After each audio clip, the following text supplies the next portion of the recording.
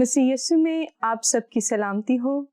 ناظرین، شو دو راہ میں آپ کی ہوسٹ مریا الینا آپ کو پھر سے خوش آمدید کہتی ہوں۔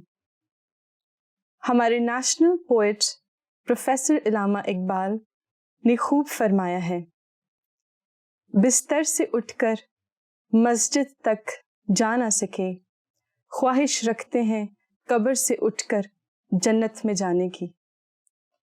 آج کا موضوع اس سادہ سے شعر سے منسلک ہے کہ دعا کے بغیر کوئی بھی انسان جنت کا آرزومند نہیں ہو سکتا۔ ناظرین، دعاؤں کی برکات پر گفتگو کے لیے ہمارے ساتھ تشریف فرما ہے محترم پروفیسر ایمانوئل ممتاز۔ خوش آمدید سر۔ آپ کا شکریہ دعوت دینے کا۔ سر، دعاؤں کی برکات کا کیا تصور ہمارے معاشرے میں موجود ہے؟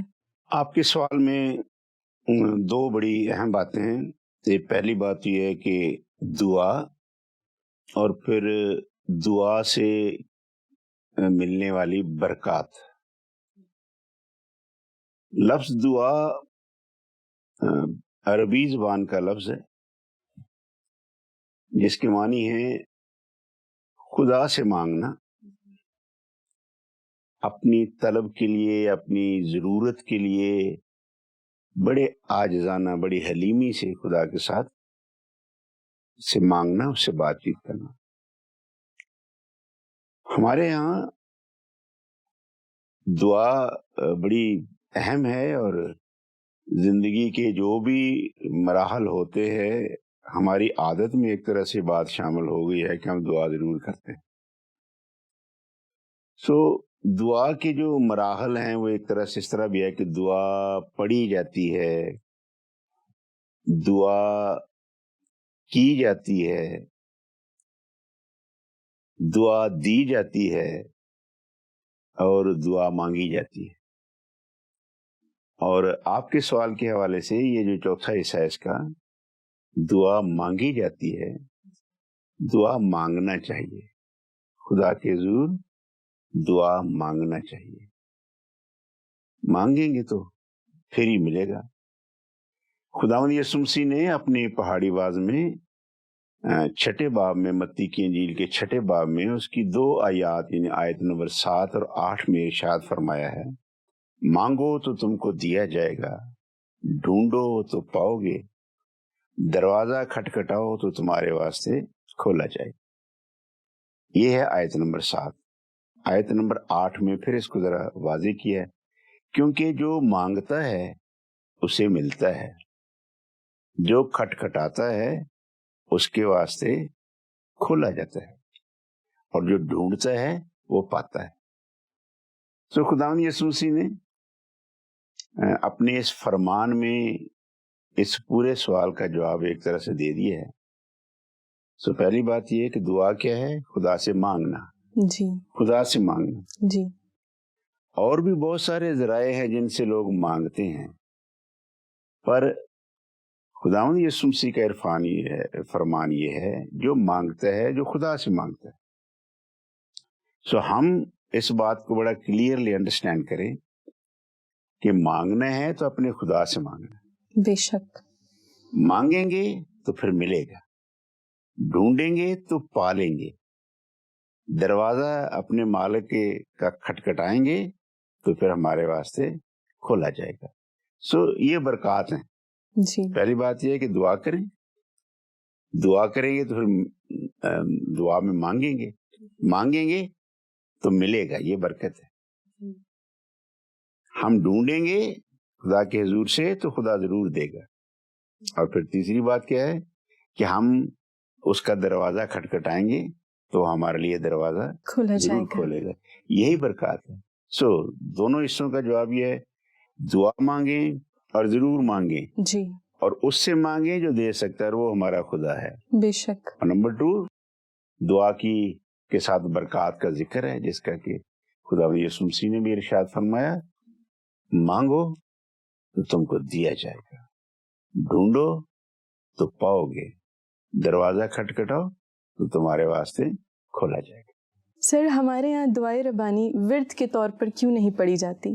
اس میں بھی 2 باتیں بڑی اہم ہیں ایک تو دعائے ربانی کا لفظ ہے اور ایک ہے ورد. جی. پھر ایک دفعہ کہوں گا کہ ورد بھی ایک طرح سے عربی زبان کا لفظ ہے اور بہت استعمال ہوتا ہے، پر ورد کے ساتھ جو سٹوریز کنیکٹڈ ہیں وہ اپنے اچھے معنوں میں استعمال نہیں ہوتی ہیں. جی.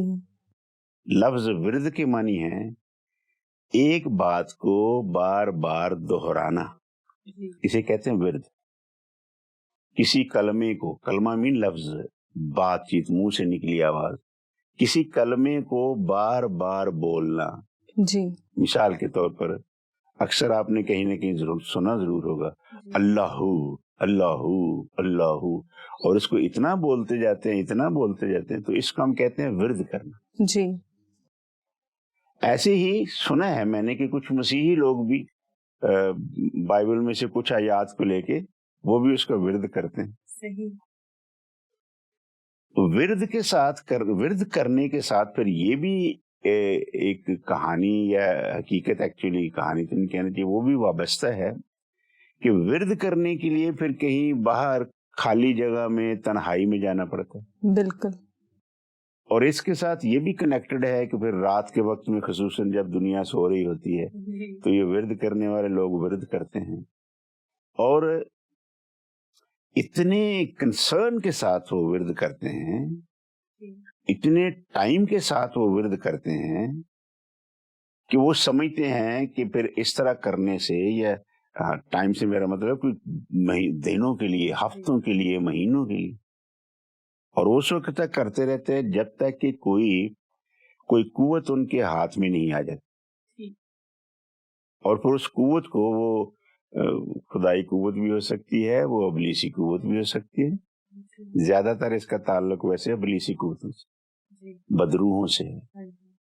اور وہ جب ان کے ہاتھ میں پاور آ جاتی ہے پھر اس کو استعمال کرتے ہیں، اور اس طرح استعمال کرتے ہیں کہ پبلک کو کافی حد تک بیوقوف بناتے ہیں. یہ ضرور ہے کہ وہ چونکہ عام پبلک سے ہٹ کر کچھ حیران کن باتیں کرنے لگتے ہیں تو لوگ پھر ان کے جیسے دیوانے ہو جاتے ہیں. تو گویا کہ ورد کے ساتھ جو چیزیں کنیکٹڈ ہیں ہماری سوسائٹی میں، اور یہ صرف ہماری سوسائٹی میں نہیں، پوری دنیا میں بھی ہے، بڑی جدید دنیا میں بھی ہے، وہاں پر بھی ایسے ادارے ہیں. سو ورد کرنا گویا کہ کلام کے یا کسی بھی عمل کے اس ایک حصے کو بار بار دہرانا، تنہائی میں جا کے، کہیں اکیلے میں جا کے یہ کام کرنا، خصوصاً رات کے وقت کرنا، اور کچھ وقت کے لیے اس کو دہراتے رہنا جب تک کہ وہ کوئی خاص پاور اس کے ہاتھ میں نہ آ جائے. اب آئیے دعائے ربانی کی طرف. اب یہ بھی عربی کی لفظ ہے. رب سے لفظ نکلا ربانی. ایکچولی یہ تاریخ میں جائیں گے تو رب یا ربونی یہ بھی ہیبرو ورڈ ہے. آپ کو یاد ہوگا کہ جب خداوند یسوع مسیح قبر سے جی اٹھے جی تو پھر مریم مگدلینی وہاں تھی، اور وہ بڑی پریشان ہو رہی تھی کیونکہ قبر میں گئی، دیکھا یسوع مسیح تو وہاں نہیں ہے. اور جب خداوند یسوع مسیح جی اٹھے اور سامنے آئے اس کے، تو اس نے فوراً یسوع مسیح نے جب پکارا مریم، تو اس کی آواز پہچان لی کہ یہ تو میرے مالک یسوع کی آواز. تو پھر اس وقت بھی مریم نے آل آف اے سڈن منہ سے نکلا ربونی. تو رب، مالک، ربونی، دعائے ربانی، مطلب یہ ہے کہ یہ وہ دعا ہے جو ہمارے رب، ہمارے مالک، ہمارے نجات دہندہ خداوند یسوع مسیح نے سکھائی تھی. اور اس کا ذکر بھی ہم متی کی انجیل میں ہی پڑھتے ہیں، اور یہ بھی خداوند یسوع مسیح نے ہی سکھائی تھی، اور فرمایا تھا اے ہمارے باپ تو جو آسمان پر ہے تیری مرضی پوری ہو. اور پھر یوں آخر تک اس دعا کو خداوند یسوع مسیح نے سکھایا. ایک دفعہ شاگرد بھی اکٹھے تھے اور شاگردوں نے بھی یہ سوال کیا تھا، بلکہ ریکویسٹ کی تھی اے خداوند ہمیں دعا کرنا سکھا. تو پھر خداوند یسوع مسیح نے ایک دفعہ پھر وہی دعا ان کو سکھائی تھی، اے ہمارے باپ وہاں سے لے کے پھر آخر تک اس کو جو سکھایا گیا تھا. تو اس کو ہم دعائے ربانی کہتے ہیں. سو یہ دعا وہ ہے جو خداوند یسوع مسیح نے سکھائی ہے. اس کو ہم ورد نہیں کر سکتے, اس کی اجازت ہی نہیں ہے, اور ہم کر بھی نہیں سکتے. خدا کے ساتھ ورد کریں گے خدا کا تو خدا ہی آئے گا, بدرود ہونے آئے گی. تو اس لیے اس کو ہاں یہ ضرور ہے کہ بھی ہم عبادات میں جب بھی عبادات ہوتی ہیں یا جب ہم دعا کرتے ہیں تو پھر دعائے ربانی ضرور پڑھتے ہیں, کیونکہ یہ خدا نے سکھائی ہمیں. اور اب اس کی چونکہ بہت بڑی وضاحت ہے, بہت ساری کتابوں میں اس کی بڑی تفصیل ہے. جی, ہم مسیحی لوگوں کو یہ ہدایت ہے کہ ہم ضرور دعائے ربانی پڑھا کریں. سر آپ نے ذکر کیا تھا ہیبریو لینگویج کا آپ کے آنسر میں. میرا نیکسٹ کوشچن یہ ہے آپ سے کہ عبرانی کے اندر یا لاطینی یا یونانی یا آپ یہ کہیں کہ جو اصل زبان میں بائبل کی اسکرپٹس ہیں, ایک تھاٹ ہے لوگوں میں کہ اگر ہم اس زبان میں بائبل کو پڑھیں تو ہمیں خدا سے برکت ملے گی, یا ہم یہ کہہ لیں آپ کہ ہمیں خدا سے برکتیں ملیں گی. کیا یہ سچ ہے؟ یہ سچ نہیں ہے, اس لیے کہ عبرانی زبان, اب ہم پاکستانی ماحول میں رہتے ہیں, جی, اب ایسے ادارے ہمارے پاس نہیں ہیں جہاں پر باقاعدہ عبرانی زبان سکھائی جائے. جی, اور ایسے ہی گریک لینگویج ہے, کیونکہ ہمارے پاس جو بائبل مقدس ہے اس کا پرانا عہد نامہ اوریجنلی ہیبرو میں ہے, جی, اور جو نیا عہد نامہ ہے وہ گریک میں ہے, یونانی میں ہے. تو میں نے جیسے پہلے عرض کیا کہ ہمارے ہاں جب خدا کے بندے پادری بننے جاتے ہیں, فادرز بننے جاتے ہیں, سسٹرز بننے جاتے ہیں, خدا کے خادم بننا چاہتے ہیں, تو وہاں پر تو باقاعدہ پھر یہ دونوں زبانیں لائک عبرانی اور یونانی ضرور سکھائے جاتے ہیں, تاکہ بائبل مقدس کے متن میں, اس کے پیسیجز میں, اس کے اسکرپٹ میں جو اس کو انڈرسٹینڈ کرنا ہے بہتر, تو پھر عبرانی زبان کو سمجھیں.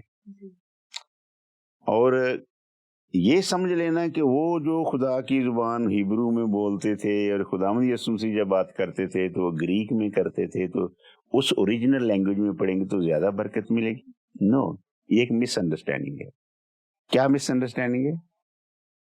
زمانے کے لحاظ سے جب پوری دنیا میں انجیل کو, بائبل کو پھیلانا تھا, تو ضروری تھا کہ جس قوم میں جانا ہے, جو قوم وہ زبان بولتی ہے, اس زبان میں اس کو ٹرانسلیٹ کریں تاکہ لوگوں کو انڈرسٹینڈ کرنے میں. سو اس کا جو متن ہے وہ تبدیل نہیں ہوا, لینگویج تبدیل ہوئی. کیوں لینگویج بدلی ہے؟ کیونکہ اس قوم میں, جس قوم میں اس کو سنانا ہے, وہ قوم وہی زبان سمجھتی. پاکستان میں, ہندوستان میں جب انگریز آئے اور یہاں خداوند یسوع مسیح کی انجیل کو سنانا تھا, تو یہاں اس وقت اردو بولی جاتی تھی.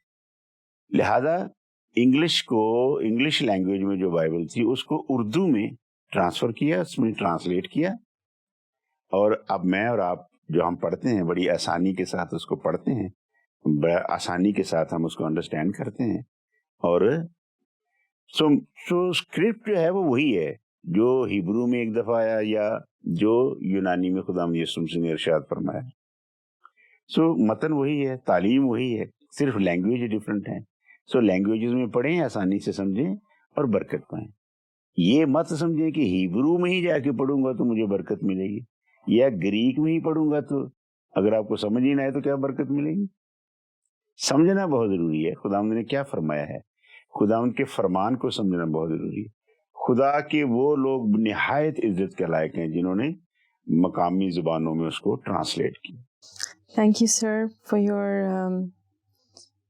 deep knowledge that you have shared with us. دلی دعا سے کیا مراد ہے سر؟ آج کی گفتگو کا جو فوکل کوشچن ہے وہ یہ ہے, جی, دلی دعا, دل سے دعا کرنا. اب دعائیں تو ہیں بہت ساری اور بہت سارے لوگ دعائیں کرتے بھی ہیں, چرچ نے بھی ایک طرح سے سسٹم ڈیولپ کیا ہے کہ کچھ پریئرز ہیں جو کتابی شکل میں پرنٹ کر دی ہیں، اور وہ جب سروس ہوتی ہے، ماس ہوتی ہے، تو اس کے دوران وہ ٹیبلز پر پڑی ہوتی ہیں، اس کو باقاعدہ استعمال کیا جاتا ہے۔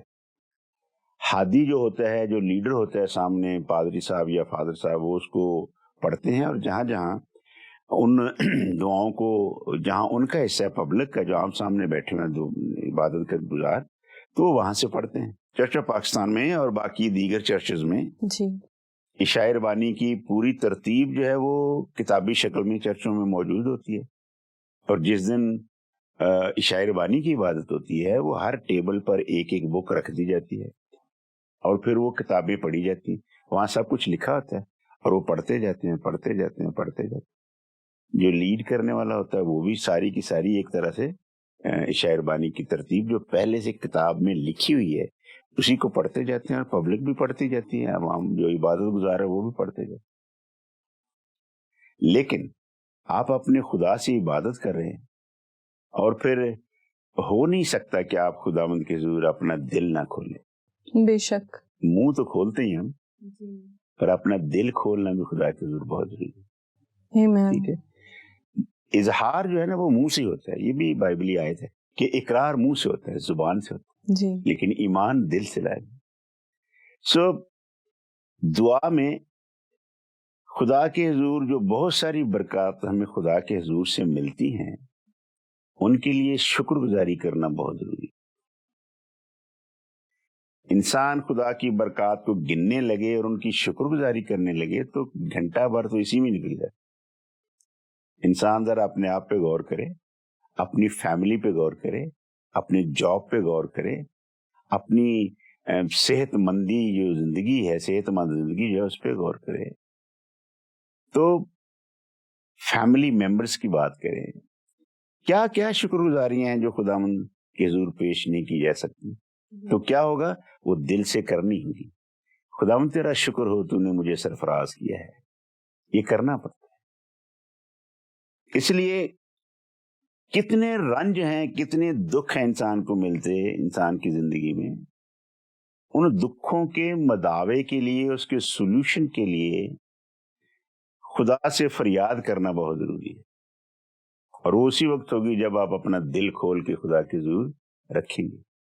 بے شک تعلیم ہے، خدا ہمارے مانگنے سے پہلے ہی جانتا ہے، پر آپ بائبل مقدس کا مطالعہ کریں تو وہاں یہ بھی ہے، مانگنا ضروری ہے، خدا سے باتیں کرنا بہت ضروری ہے، خدا کے ساتھ کوائٹ ٹائم گزارنا کرنا بہت ضروری ہے، خاموشی میں خدا کے ساتھ باتیں کرنا بہت ضروری ہے، اور باتیں کریں تو وہ دل سے باتیں ہوتی ہیں۔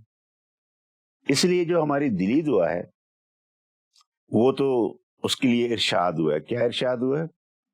جب تو دعا کرے تو اپنی کوٹری میں جا، جی کوٹری میں مت، سیپریٹلی، ٹوٹلی سیپریٹلی، دروازہ بند کر کے خاموشی سے اپنا دل کھول کے خدا کے حضور پیش کر دے۔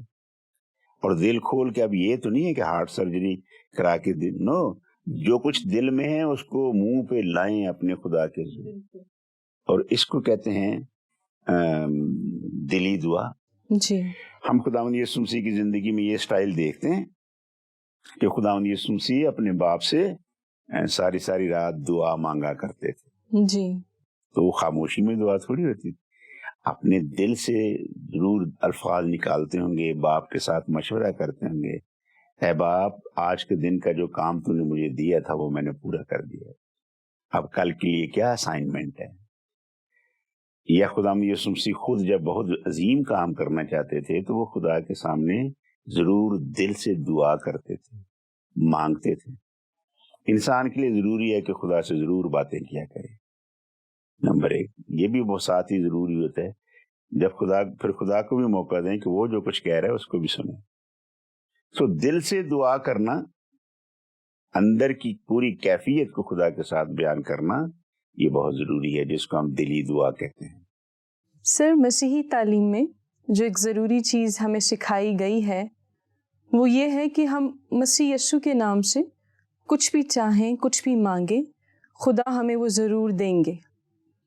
سر، اگر ایسی بات ہے تو کرونا وائرس کے لیے بہت سارے لوگ دعا کر رہے ہیں اور یقیناً وہ مسیح کا نام لے کے کر رہے ہیں، تو یہ اب تک یہ مسئلہ کیوں نہیں حل ہوا سر کرونا وائرس کا؟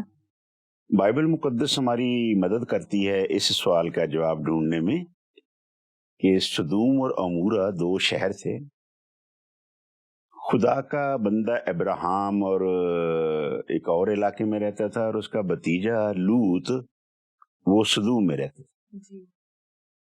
اب لوط اس شہر میں، لوط اور اس کی فیملی صرف ایسے بندے تھے جو خدا کی بات سنتے تھے، مانتے تھے، ورنہ باقی ساری قوم بدی میں پڑی.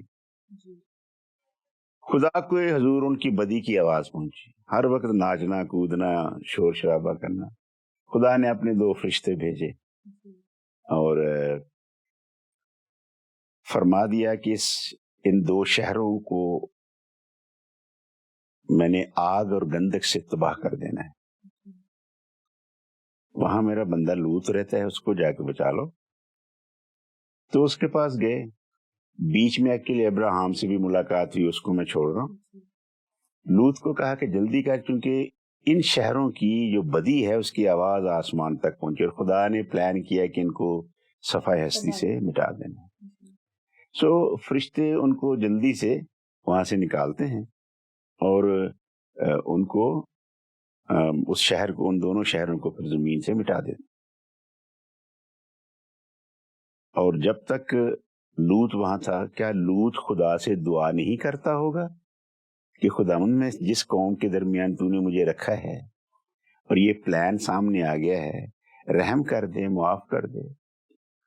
اس سے پہلے آپ کے سوال کے لیے اب ضروری ہو گیا کہ وہ بھی حوالہ دیا جائے کہ جب وہ دونوں فرشتے ابراہیم کے گھر میں تھے اور ان فرشتوں نے اپنا پلان بتا دیا کہ ہم اس لیے آئے ہیں، خدا نے ہمیں بھیجا ہے اور یہ کرنا ہے سدوم اور عمورہ کے ساتھ. اب اس کو فکر ہوگی کہ وہاں میرا بھتیجا ہے. اب دعا ہم کرتے ہیں تو کیوں نہیں سنی جاتی؟ اب ابراہیم اپنے بھتیجے کو بچانے کے لیے ریکویسٹ کے طور پر ایکچولی سجیشن دے رہے، اوکے اگر وہاں سے 50 لوگ ایسے مل گئے جو خدا کی عبادت کرتے ہیں تو پھر آپ اس شہر کو معاف کر دیں گے؟ انہوں نے کہا ہاں کر دیں گے اگر 50 لوگ مل گئے. اور آپ جانتی ہیں باقی کی ساری تفصیل. آتے آتے آتے آتے وہ 10 تک آ گئے. 10 بھی نہیں ملے کیونکہ لوط تھا، اس کی وائف تھی اور 2 بیٹیاں تھیں، 4 لوگ تھے. 10 بھی نہیں تھے. اس کے جو داماد تھے وہ بھی اسی رنگ میں رنگے ہوئے تھے، وہ نہیں نکلے تھے وہاں. سو دعائیں تو کی جاتی ہیں، خداوند رحم کر دے، 50 لوگ وہاں بڑے دیندار ہیں ان کو بچا لے. خداوند نے کہا نہیں، وہاں تو 50 بھی نہیں. ٹھیک ہے، میری علم کے مطابق، میرے علم کے مطابق، میری رائے کے مطابق خدا ایسی آفتیں اس وقت بھیجتا ہے جب زمین پر بدی عام ہو جائے، بدی کے سامنے فل سٹاپ ایک طرح سے نہ آئے، بدی انتہا کو پہنچ جائے، تو پھر خدا اپنا طریقہ، اپنا ہتھیار استعمال کرتا ہے. اب یہ جو کورونا کی وبا ہے 2019 تک کس کے وہم و گمان میں تھا کہ ایسا ہوگا؟ بالکل سر، میں سہمت ہوں.